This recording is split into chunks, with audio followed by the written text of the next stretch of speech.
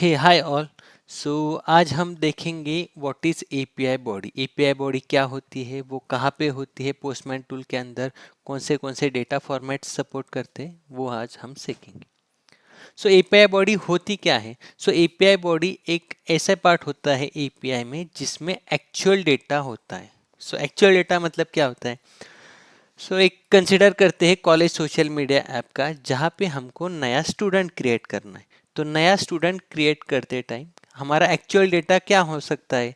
हमारा actual data हो सकता है नेम, ईमेल आईडी, जेंडर और स्टेटस और उसकी values, actual values. This is the actual data.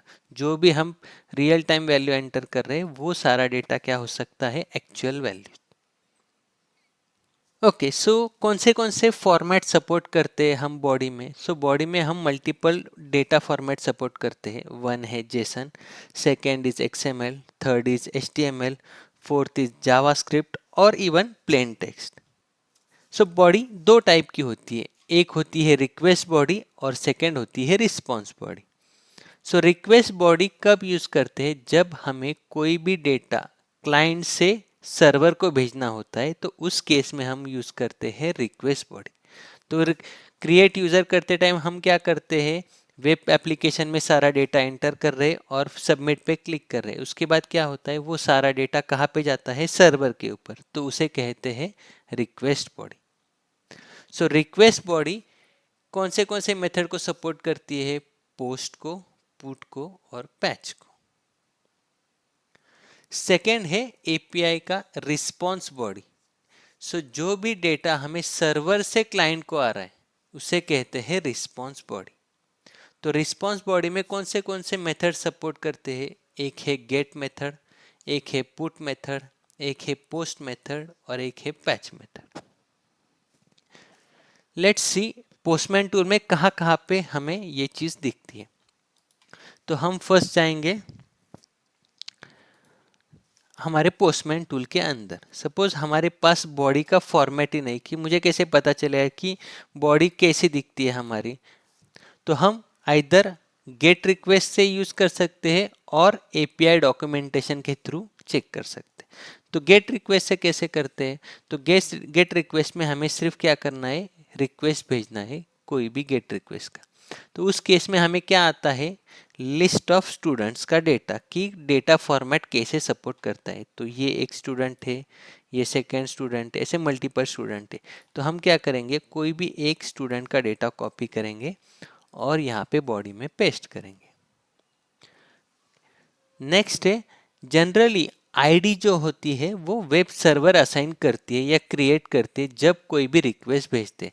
तो यहाँ पे हम आईडी को रिमूव कर देंगे।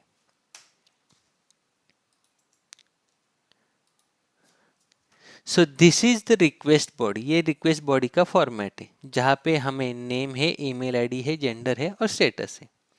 तो जो भी हम रिक्वेस्ट भेजने जा रहे हैं from this tab body, this is called request body.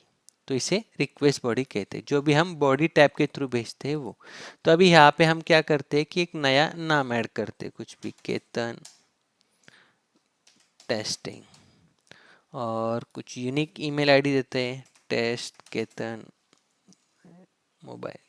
Okay, ये यूनिक ईमेल आईडी मेल, और इसे एक्टिव करते हैं। यहाँ पे हम सिलेक्ट करते हैं पोस्ट कमांड। ये क्या करेगा, जनरली पोस्ट कमांड क्या करता है, यूजर क्रिएट करता है। तो हम क्या कर रहे हैं, यहाँ पे यूजर क्रिएट कर रहे हैं विथ इंफॉर्मेशन दिस। जो उसकी वैल्यूज क्या, एक्चुअल डेटा क्या होगा, उसका नाम ये रहेगा, उसका ईमेल आईडी ये होगा, उसका जेंडर ये होगा और उसका स्टेटस ये रहेगा। तो ये रिक्वेस्ट बॉडी जब हम भेजेंगे तो उस केस में हमें सर्वर से क्या आता है, रिस्पॉन्स आता है। तो ये जो है इस बॉडी को कहते हैं रिस्पॉन्स बॉडी। तो रिस्पॉन्स बॉडी में हमें एक चीज क्या ऐड होके आ रही है, उसका आईडी, जो आईडी सर्वर के ऊपर जनरेट हुआ है नया।